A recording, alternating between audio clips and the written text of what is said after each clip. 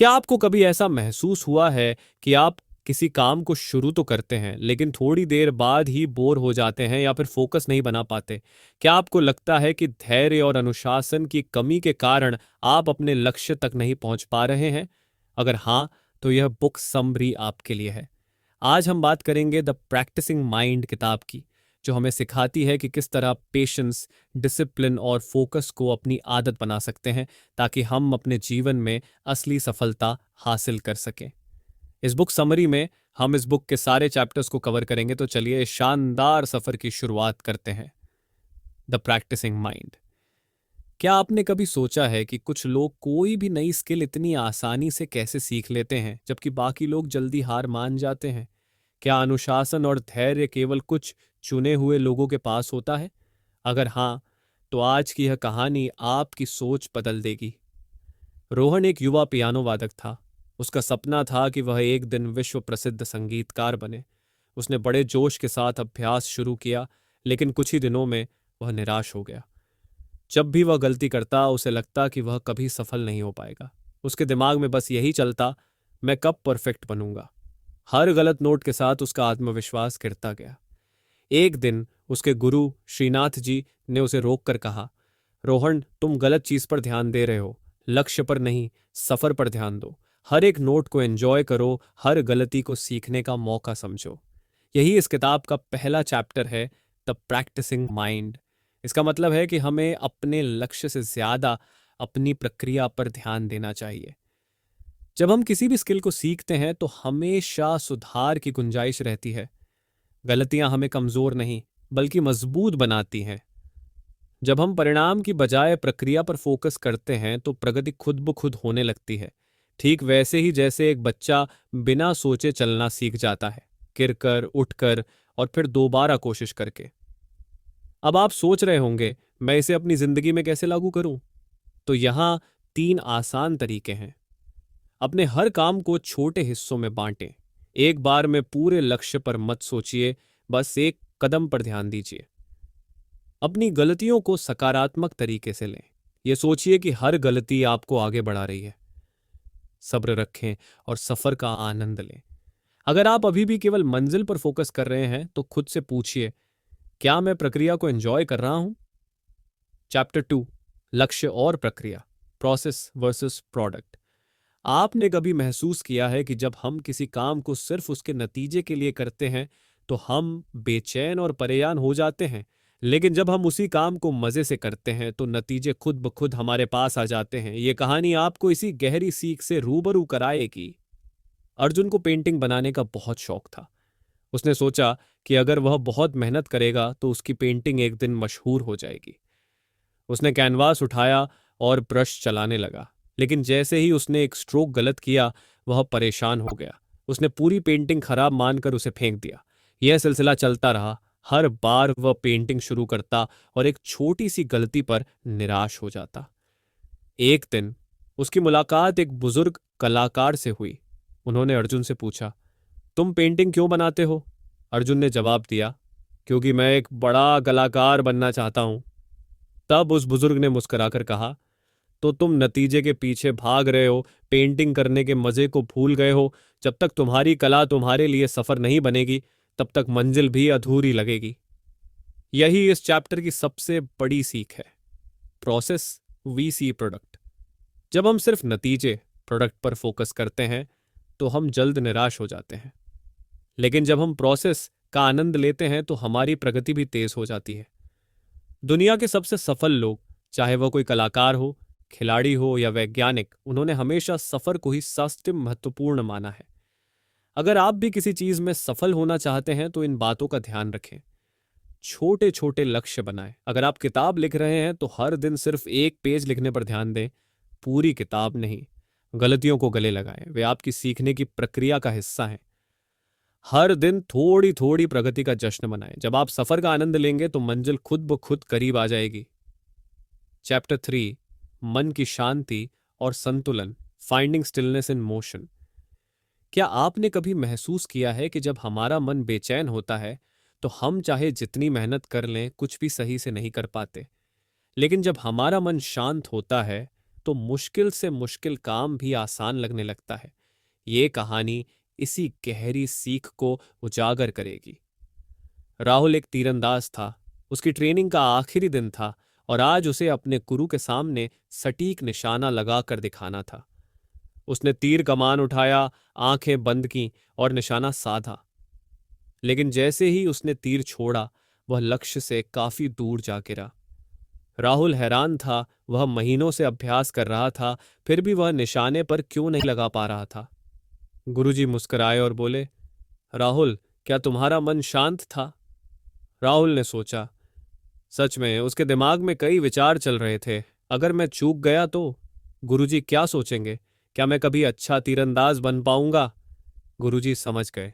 उन्होंने राहुल को पास बुलाया और कहा, सही निशाना लगाने के लिए केवल बाहरी स्थिरता नहीं, बल्कि मन की भी शांति जरूरी होती है। जब तक तुम्हारा दिमाग शांत नहीं होगा, तुम्हारे हाथ कभी सही निशाना नहीं लगा पाएंगे। हमारी बाहरी गतिविधियों की गुणवत्ता हमारे आंतरिक शांति पर निर्भर करती है। जब हम व्यस्त रहते हैं तो भी हमें अपने मन को शांत रखना आना चाहिए। जितना अधिक हम मन की स्थिरता को विकसित करते हैं, उतनी ही अधिक हमारी फोकस और परफॉर्मेंस बढ़ती है। अगर आप भी अपने जीवन में शांति और संतुलन लाना चाहते हैं तो इन बातों पर ध्यान दें। हर दिन मेडिटेशन मांग करें। यह आपके दिमाग को शांत और केंद्रित करेगा। जब भी तनाव महसूस हो, गहरी सांस लें। यह तुरंत आपके दिमाग को स्थिर करने में मदद करता है। हर काम में पूरी तरह से मौजूद रहें। जब भी कोई काम करें, उसे पूरे ध्यान से करें, जैसे कि वही आपका आखिरी और सबसे महत्वपूर्ण काम हो। चैप्टर 4, वर्तमान क्षण में रहना, being in the present moment. हम में से कितने लोग सच में अभी में जीते हैं? अक्सर हमारा दिमाग या तो भूतकाल की गलतियों में उलझा रहता है या भविष्य की चिंताओं में डूबा रहता है। लेकिन क्या होगा अगर मैं आपको कहूं कि सच्ची खुशी और सफलता का रहस्य सिर्फ एक चीज में छिपा है, वर्तमान में जीने में? ये कहानी आपको यह रहस्य समझाएगी। कबीर एक युवा धावक था। उसकी सबसे बड़ी इच्छा थी कि वह अपने स्कूल की 100 मीटर दौड़ प्रतियोगिता जीते। आखिरकार वह दिन आ गया। कबीर ट्रैक पर खड़ा था। दिल की धड़कन तेज थी। जैसे ही रेस शुरू हुई, वह पूरी ताकत से दौड़ने लगा। लेकिन अचानक उसने अपने साथ दौड़ रहे एक धावक को देखा और सोचने लगा, क्या वह मुझसे आगे निकल जाएगा? बस यही उसकी सबसे बड़ी गलती थी। वह 1 सेकंड के लिए पीछे मुड़ा और देखते देखते उसका संतुलन बिगड़ गया। उसने दौड़ तो पूरी की, लेकिन वह जीत नहीं पाया। हारने के बाद कोच ने उसे समझाया, कबीर, तुम्हारी असली गलती क्या थी जानते हो? मैंने पर्याप्त तेज नहीं दौड़ा, कबीर ने कहा। कोच मुस्कुराए और बोले, नहीं, तुम्हारी गलती थी वर्तमान क्षण से भटकना। अगर तुम सिर्फ अपने रास्ते पर ध्यान देते और नतीजे या दूसरों की चिंता न करते, तो तुम अपनी पूरी क्षमता के साथ दौड़ सकते थे। यही इस चैप्टर की सबसे बड़ी सीख है। जब हम अतीत या भविष्य की चिंता में रहते हैं तो हम अपनी पूरी क्षमता से परफॉर्म नहीं कर पाते।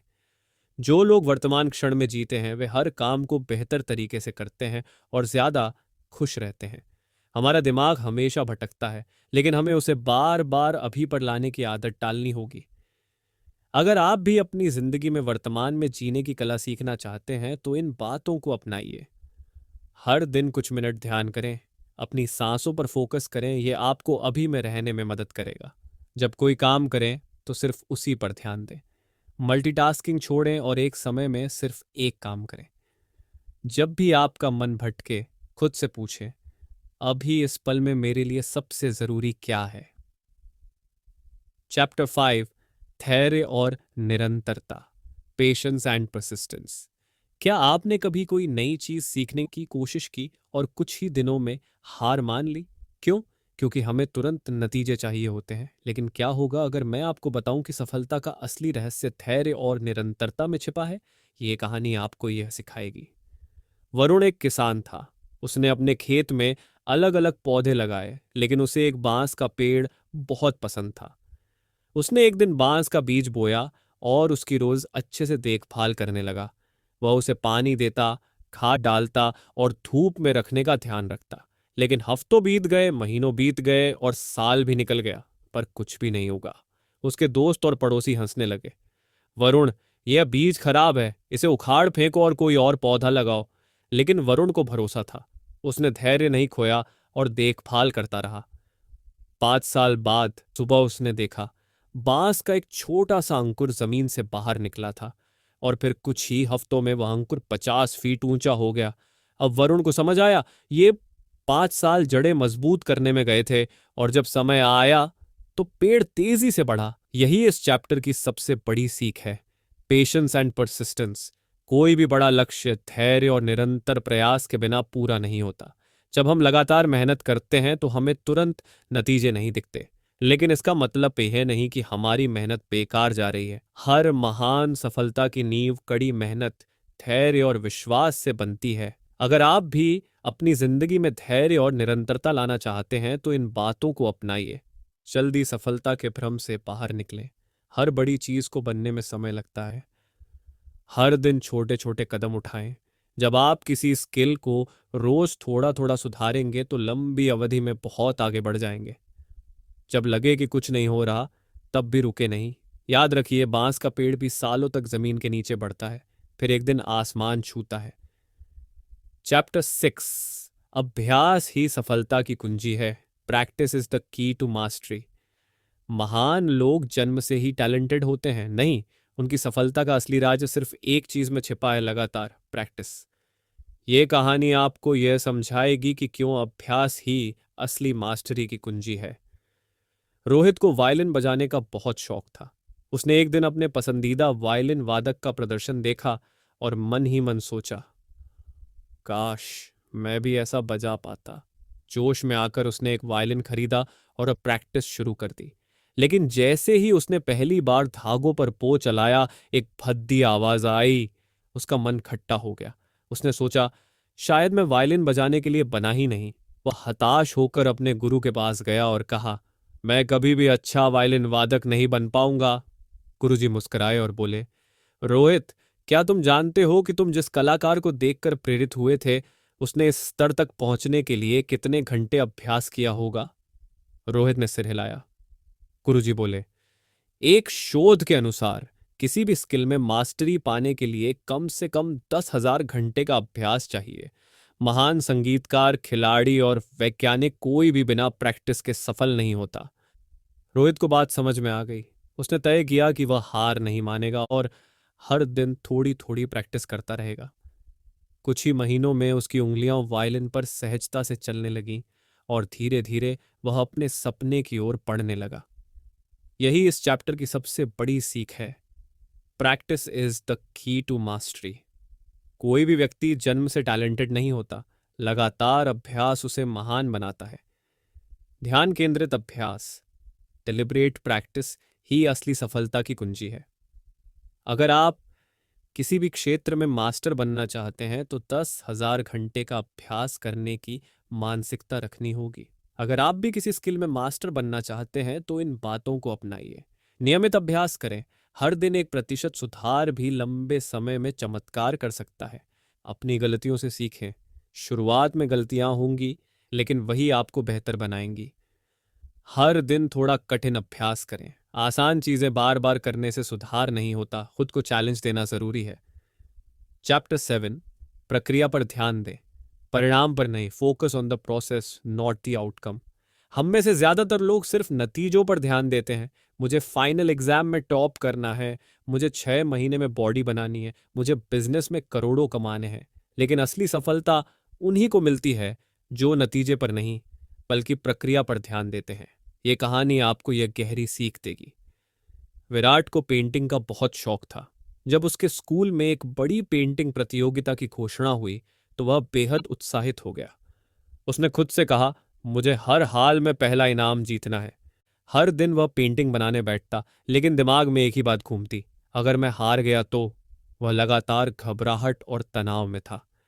उसकी पेंटिंग में कुछ न कुछ कमी रह जाती, क्योंकि वह पूरी तरह से पेंटिंग के प्रक्रिया में नहीं था। वह सिर्फ नतीजे के बारे में सोच रहा था। प्रतियोगिता के दिन उसकी पेंटिंग अधूरी लगी। उसने कई गलतियां कर दी थी क्योंकि उसका पूरा ध्यान परिणाम पर था। हारने के बाद उसका मन बहुत निराश था। तब उसके कला गुरु ने उसे एक महत्वपूर्ण बात कही, विराट, असली कलाकार वह नहीं होता जो इनाम जीतने के लिए पेंटिंग बनाए। असली कलाकार वह होता है जो पूरी तरह से पेंटिंग की प्रक्रिया में डूब जाता है, बिना नतीजे की चिंता किए। गुरुजी की बात विराट को समझ में आ गई। उसने तय किया कि अगली बार वह सिर्फ पेंटिंग को एंजॉय करेगा, न कि जीतने की टेंशन लेगा। कुछ महीनों बाद जब वही प्रतियोगिता दोबारा हुई तो उसने इस बार बिना नतीजे की चिंता किए पूरी शांति से अपनी कला बनाई, और इस बार वह जीत गया। यही इस चैप्टर की सबसे बड़ी सीख है। Focus on the process, not the outcome. जब हम सिर्फ नतीजे पर ध्यान देते हैं तो हम घबरा जाते हैं और अपना सर्वश्रेष्ठ नहीं दे पाते। असली सफलता तब मिलती है जब हम हर दिन की प्रक्रिया को पूरी तरह से एंजॉय करते हैं और नतीजे की चिंता छोड़ देते हैं। महान एथलीट, कलाकार और बिजनेसमैन नतीजे के बारे में नहीं सोचते, बल्कि अपने हर रोज के छोटे छोटे प्रयासों पर ध्यान देते हैं। अगर आप भी अपनी जिंदगी में प्रक्रिया पर ध्यान केंद्रित करना चाहते हैं तो इन बातों को अपनाइए। नतीजे की जगह अपनी मेहनत पर ध्यान दें। अगर आप हर दिन मेहनत करेंगे तो नतीजा अपने आप अच्छा होगा। तो इन बातों को अपनाइए। नतीजे की जगह अपनी मेहनत पर ध्यान दें। अगर आप हर दिन मेहनत करेंगे तो नतीजा अपने आप अच्छा होगा। हर दिन थोड़ा सुधार करें। अगर आप सिर्फ 1% भी रोज सुधार करें तो 1 साल में आप 37 गुना बेहतर हो सकते हैं। जो भी काम करें उसमें पूरी तरह से मौजूद रहें। चाहे पढ़ाई हो, एक्सरसाइज हो या कोई स्किल सीखना, उस पल को एंजॉय करें, न कि सिर्फ नतीजे के बारे में सोचें। चैप्टर 8, अधीरता को त्यागें, धैर्य को अपनाएं।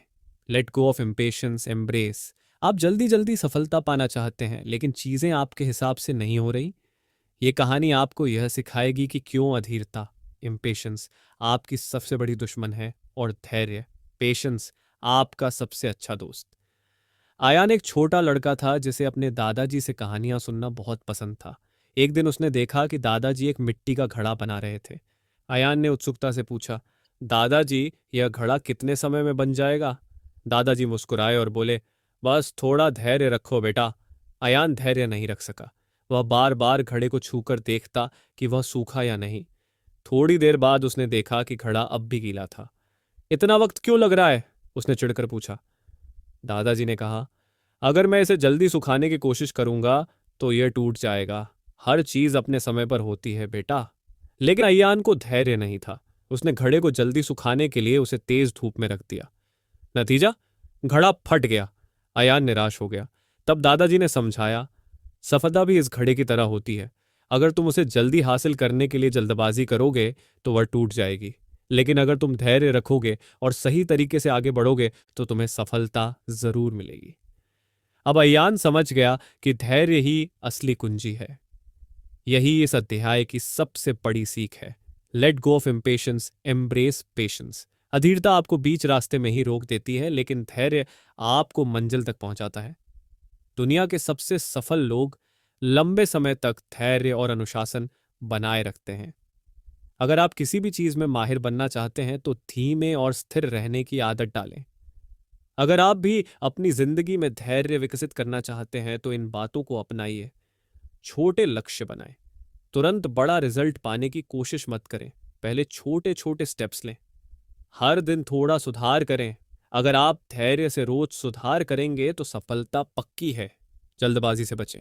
किसी भी काम को जल्दी जल्दी करने के बजाय क्वालिटी पर ध्यान दें। चैप्टर 9, अपने मन को शांत रखना सीखें। Learn to keep your mind calm. जब आप किसी मुश्किल काम में होते हैं तो आपका मन बहुत बेचैन हो जाता है। जब तक आपका दिमाग शांत नहीं रहेगा तब तक आप किसी भी काम में पूरी तरह से ध्यान नहीं लगा पाएंगे। ये कहानी आपको यह सिखाएगी कि कैसे अपने मन को शांत रखा जाए। अरविंद एक युवा तीरंदाज था। उसे बचपन से ही तीरंदाजी में महारत हासिल करने का सपना था। उसने घंटों अभ्यास किया और हर बार उसका निशाना सही पड़ता था। एक दिन राज्य स्तर की प्रतियोगिता में हिस्सा लेने का मौका आया। उसने सोचा, मैंने इतनी प्रैक्टिस की है, अब तो जीत पक्की है। लेकिन जब प्रतियोगिता का दिन आया तो कुछ अजीब हुआ। जैसे ही अरविंद ने पहला तीर चलाने की कोशिश की, उसका मन घबरा गया। अगर निशाना चूक गया तो? अगर मैं हार गया तो? उसका दिमाग इधर उधर भाग रहा था और नतीजा, उसका तीर निशाने से बहुत दूर जा गिरा। प्रतियोगिता के बाद वह बहुत निराश था।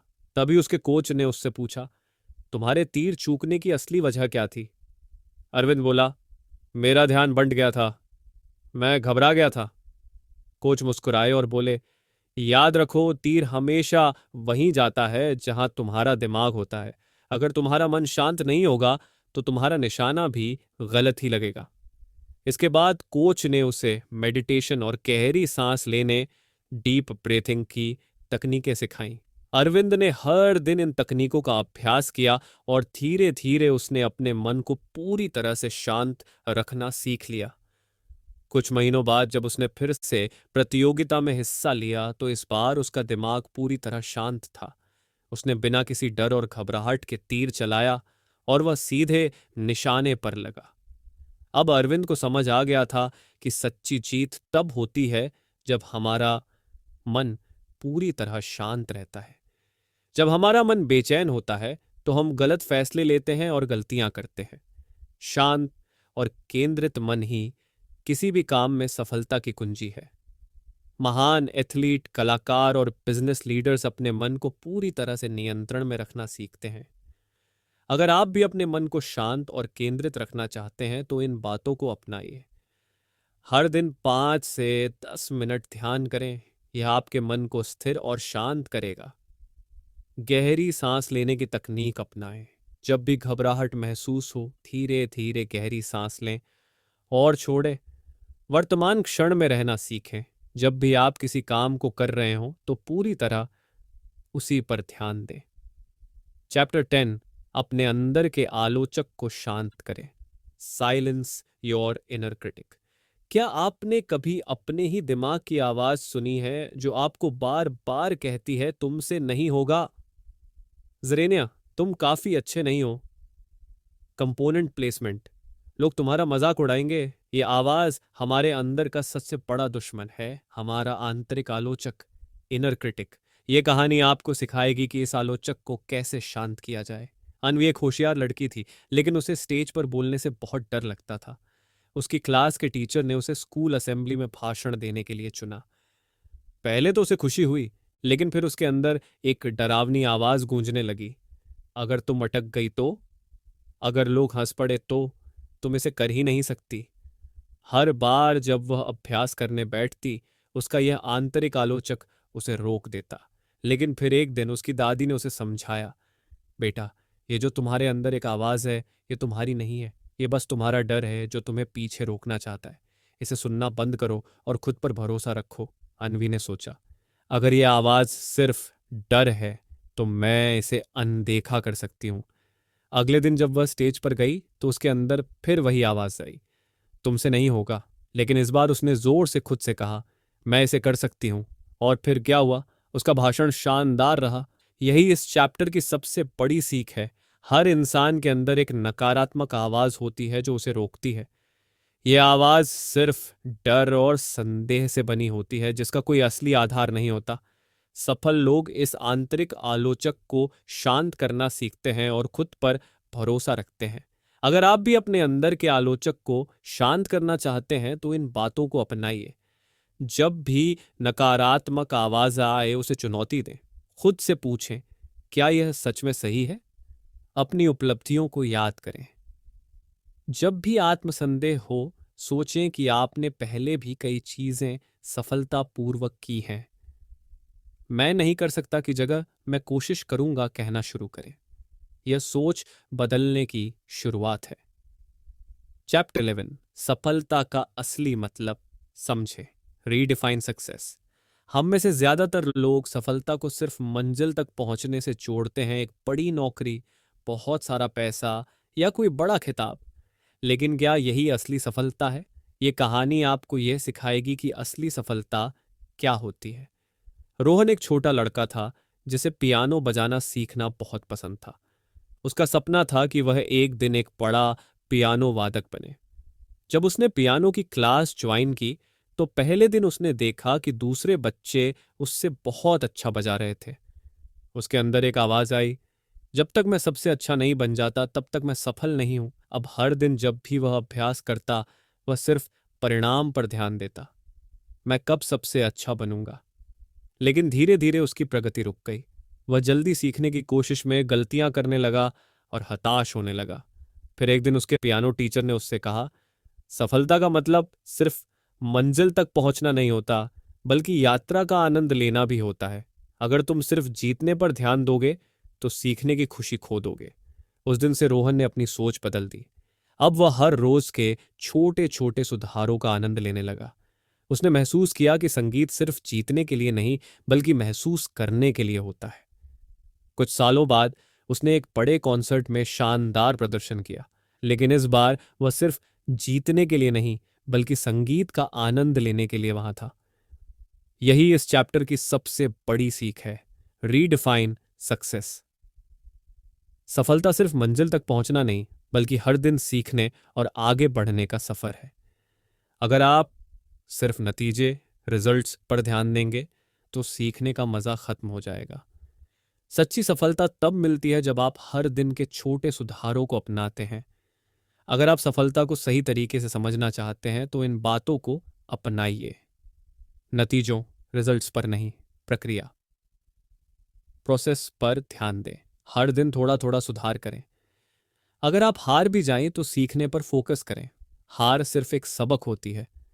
अपने छोटे छोटे प्रयासों को सराहें। जब भी आप कोई नया स्किल सीखें तो खुद को शाबाशी दें। चैप्टर, जीवन को सहजता से जिएं। Live life with effortless ease. क्या आपने कभी किसी को बहुत आसानी से कोई मुश्किल काम करते देखा है और सोचा है, काश मैं भी ऐसा कर पाता।